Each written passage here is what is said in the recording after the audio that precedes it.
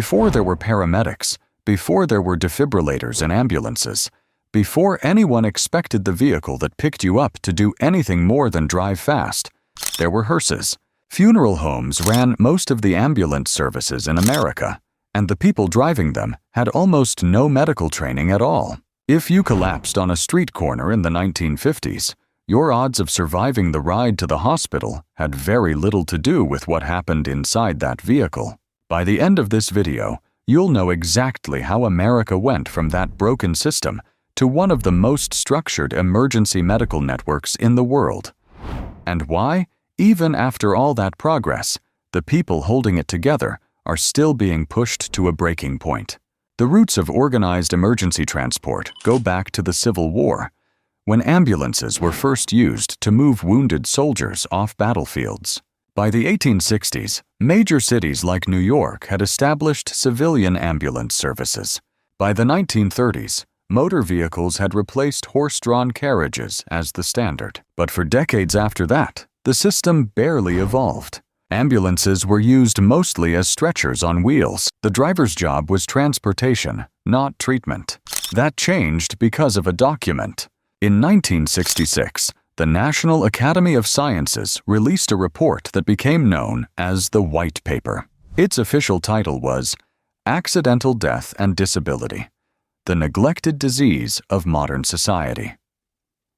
The findings were stark. Trauma care in the United States was dangerously inconsistent. People were dying from injuries that could have been treated if someone in that ambulance had known what to do. The report helped push Congress to act. That same year, the National Highway Safety Act was signed into law, creating the Department of Transportation and launching a coordinated federal effort to build something that actually worked. Then came the money. In 1973, the Emergency Medical Services Systems Act gave federal support directly to EMS development across the country. States began building out training programs, communication networks, and response systems. For the first time, there was a national push to standardize who could ride in an ambulance and what they were allowed to do. But policy documents don't change public opinion. Television does. In 1972, a show called Emergency premiered on NBC. It followed paramedics working out of Los Angeles County and showed viewers something most of them had never seen: trained medical professionals delivering real care before a patient reached the hospital. The show ran until 1977 and is widely credited with accelerating public support for paramedicine. Recruitment into EMS programs spiked. Cities that hadn't built out paramedic programs started getting pressure from residents who had watched the show and wanted that level of care available in their own neighborhoods. The paramedic role itself was a genuine shift in how pre-hospital care worked. Influenced heavily by lessons from combat medics during the Vietnam War, who had developed rapid assessment and trauma protocols under extreme conditions, civilian paramedicine allowed trained providers to do things like administer medications, read cardiac rhythms, and perform advanced airway management in the field. Before this, none of that happened outside a hospital. Through the 1980s and into the 1990s, advanced life support services expanded into urban areas across the country. Training became more structured. Protocols became more standardized. The National Association of Emergency Medical Technicians, founded in 1975, gave EMS professionals an organized voice for the first time, advocating for better conditions and clearer national standards. The National Highway Traffic Safety Administration took on a formal role in setting those standards and guiding how systems were built at the state level. The system that emerged was not a single unified structure.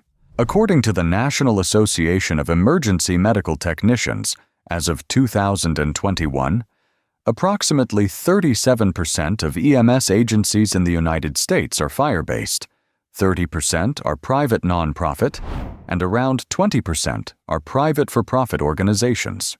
That patchwork of ownership and funding has created ongoing tension, particularly around reimbursement. Many private providers have struggled for years with low payment rates from insurance companies, making it hard to maintain staffing and equipment. The 2000s brought technology into the picture. GPS systems, electronic medical records, and mobile tracking tools changed how agencies coordinated responses. According to a 2018 report from the National Highway Traffic Safety Administration, there were over 31 million emergency medical responses in the United States in that year alone. According to the National Association of State EMS officials, an estimated 250,000 patients are transported by ambulance every year. According to the National EMS Assessment from 2021, approximately 1.4 million people are employed in the EMS workforce nationwide. Then, 2020 arrived.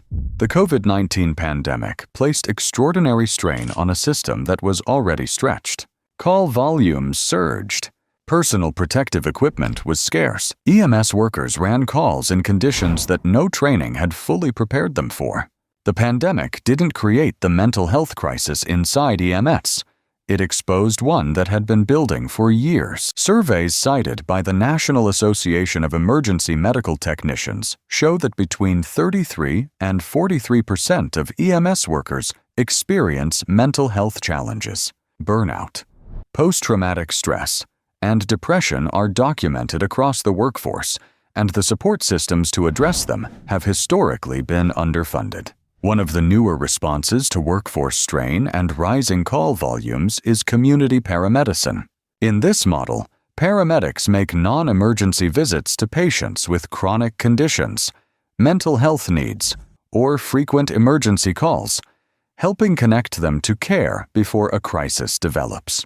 It's a shift away from the idea that EMS only responds to acute emergencies and toward a model where paramedics play an ongoing role in community health. From a hearse with no trained driver to a system handling over 31 million responses a year, the distance traveled is enormous. But the workers inside those vehicles still carry more than most people realize, and the system built around them is still catching up.